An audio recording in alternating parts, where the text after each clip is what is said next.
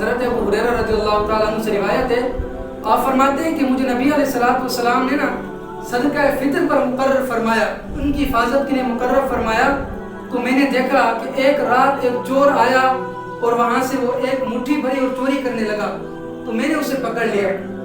جب میں نے اسے پکڑا نا وہ کہنے لگا کہ انی محتاج علی عال، فرمایا میں محتاج ہوں، میں عیال دار ہوں، میرے بچے بھوکے ہیں، مجھے چھوڑ دیں، آئندہ میں چوری نہیں کروں گا۔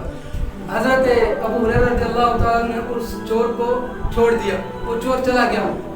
جب حضرت ابو ہریرہ صبح نبی علیہ السلام کے دربار میں گئے نا، حضور علیہ السلام نے پوچھا اے ابو ہریرہ تیرے رات والے چور کا کیا بنا؟ کہ سبحان اللہ۔ اب سوچیں نا، آپ کو بات سمجھ نہیں آئی ہے۔ اب رات کو حضور علیہ السلام وہاں موجود تھے، وہاں حضرت ابو ہریرہ اور ایک چور موجود ہے۔ جب صبح حضرت ابو ہریرہ محبوب کے دربار میں آئے، حضرت ابو ہریرہ نے کچھ نہیں کہا، حضور نے فرمایا ابو ہریرہ تیرے رات والے چور کا کیا بنا؟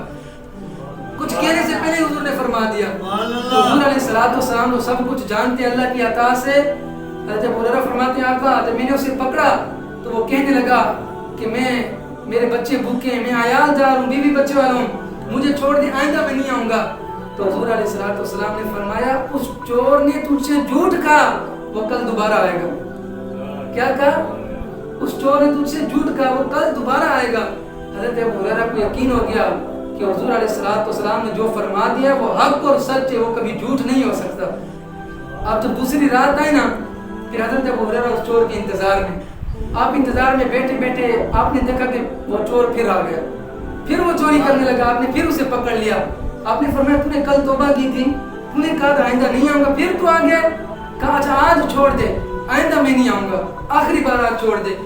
حضرت ابو ہریرہ نے اسے چھوڑ دیا۔ آپ کو طرز آ گیا کیونکہ حضور کے صحابہ بھی بڑے کریم تھے نا، چھوڑ دیا۔ صبح دربار رسالت میں جب گئے نا، حضور نے فرمایا ابو ہریرہ تیرے رات والے چور کا کیا بنا؟ حضرت ابو ہریرہ فرماتے ہیں آقا اس نے پھر کہا کہ آج چھوڑ دے، آئندہ نہیں آؤں گا، کبھی بھی نہیں آؤں گا، اس نے معذرت کرنی ہے۔ حضور نے فرمایا اس نے تجھ سے جھوٹ کہا، وہ کل دوبارہ آئے گا۔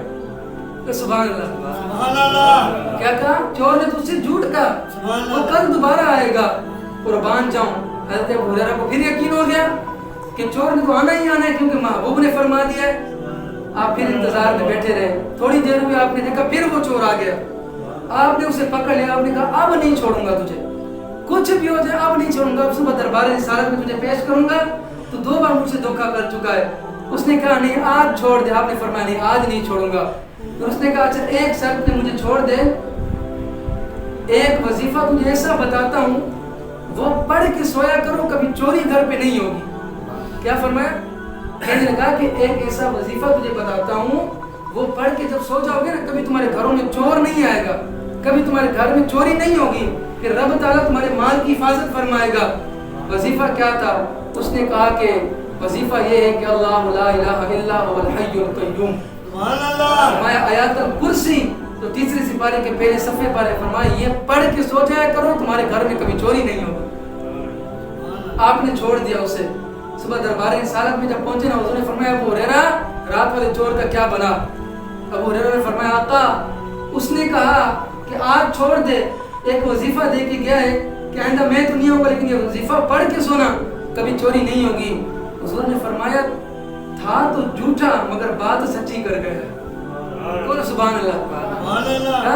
تھا تو جھوٹا مگر بات سچی کر گیا ہے، وظیفہ سچا دے گیا ہے۔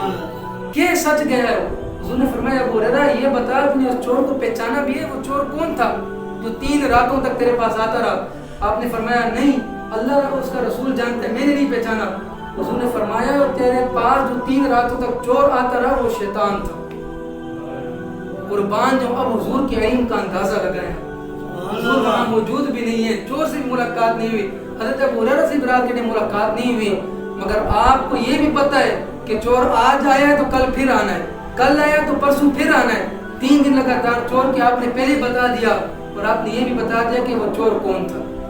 کیونکہ حضور علیہ السلام کو رب نے اتنا علم عطا فرمایا۔ اللہ تعالیٰ فرماتے ہیں سر عرش پر ہے تیری گزر، دل فرش پر ہے تیری نظر، سر عرش پر ہے تیری گزر، دل فرش پر ہے تیری نظر، ملکوت و ملک میں کوئی شے نہیں جو تیری نظر سے آیا نہ ہو۔